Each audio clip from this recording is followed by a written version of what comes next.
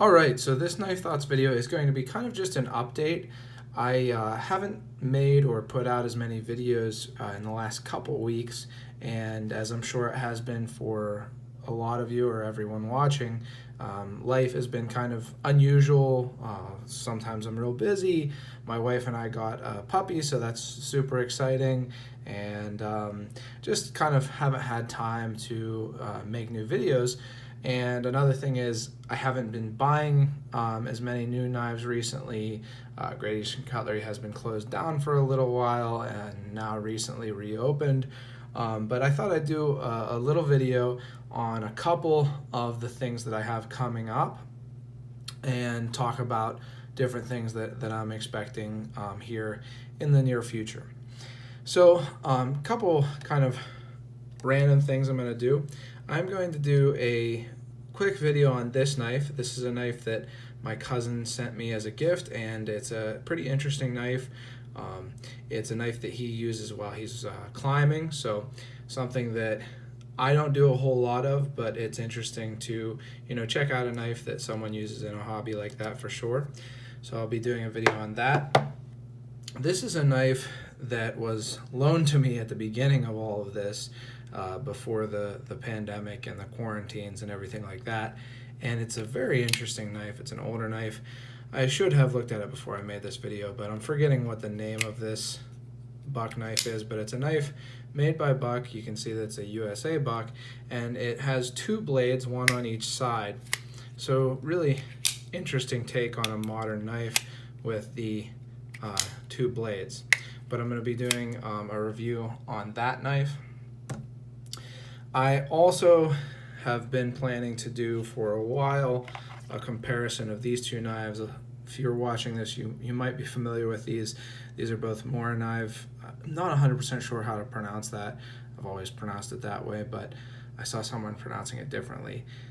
Either way, great knives, two of the absolute best budget knives out there, and I'm going to compare the two. You can see that they are both pretty well used. I've used them a lot in the time that I've had them, so I'm going to just do a kind of a comparison of those two, and it is the companion and the basic. Then a couple videos that I'm going to make that I've been meaning to make for a while is a comparison between these two keychain knives. So this is the Tactical Keychains Tuck, and this is the American Blade Works EDC keychain knife. This one I won in a giveaway a long time ago. As you can see, I've carried it and used it some. This one was given to me by Michael Martin of American Blade Works, and kind of both interesting knives. You can see that they use X-Acto blades, although different ones come with them, but I'm looking forward to comparing these two because it's an interesting take on a kind of a true EDC knife to have such a small option for on your keychain.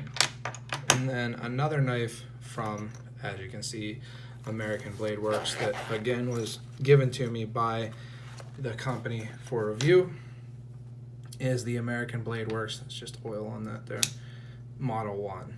So this one I was really excited about. I had been seeing it on Instagram, kind of asked a couple questions and stuff like that, and they were kind enough to send one to me for review. So I'm excited to kind of show this one off, and I'm planning to do an article on American Blade Works and these two knives also. So that's a couple things that I already have kind of on the docket. A couple other things coming up are Great Eastern Cutlery is making the 23 knives now, the 23 pattern, which is the larger or square end jumbo trapper, and sometimes also called the Pioneer. I'm excited about that run because I'm getting a couple of them. I know that I'm getting the Allegheny Mountain Knife Collectors Association club knife, which is going to have natural goldenrod bone handles, and then I'm getting the Shaner Sportsman's Club, which is actually where the Allegheny Mountain Knife Collectors Association is held, knife, which is going to be a jigged Brazilian cherry version with the etch that they have, which I really like this etch. And I'll show you, this is the first knife from the Shaner Sportsman's Club. You can see it has that running buck, and I think that it's a good looking etch as they go. So I'm going to get both of those and do reviews on those. Let's see if I can get this back in. It's wax paper. And I will hopefully also be getting one of the Kiefer Cutlery Classics liner lock versions.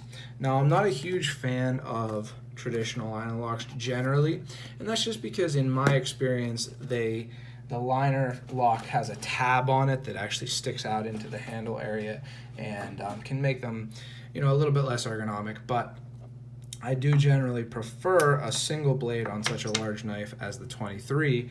A good example of a knife that is large like the 23 but a little bit easier to carry is something like this Queen Hunter. Hoping to do a review on that. I think that's one that's going to be pretty popular because of the blue color. And I think that it's going to be a really popular run of knives in general, because the first ones that have come out are the Woodland micarta, and it's kind of like a winter bottom jigged micarta. Those seem to be selling well, and it's kind of a classic pattern for, in general, American cutlery, but also for GEC because it was the first pattern that they made. So a couple of those videos will be coming soon. Probably some articles on those also. As always, I know that I have a lot of viewers and followers who have been watching and following for a while, and I'm always happy to hear input on what I should do videos on. Two that I've gotten recently that I am also hoping to do videos on are, one, how to store traditional knives, kind of long-term storage is what the question was. I have that written down. Who asked that? And I'll say it in the video. I don't remember right now, but I'm planning to do an article on that, or probably a video, maybe also an article. And then sharpening serrated knives. I have a video on sharpening non-serrated plain edge knives, and I had actually my cousin ask for a video on how to sharpen serrated knives. Now, it's something where I don't have a whole lot of serrated knives, so most of the serrated knives that I have are kitchen knives. I will probably do the video using a kitchen knife. So if you have any suggestions like that for article or video topics, please let me know in the comments, or check me out on Instagram, Facebook, whichever, and send a message, and I'll be happy to at least hear your ideas. So thank you for watching this, and I hope you're as excited as I am about the upcoming videos and articles for Knife Thoughts. As always, please do subscribe to my channel here, like the video, and if you're interested in getting notifications so you don't miss my videos, hit the bell, and then follow me on social media. And finally, last but not least, don't forget to go out and do good.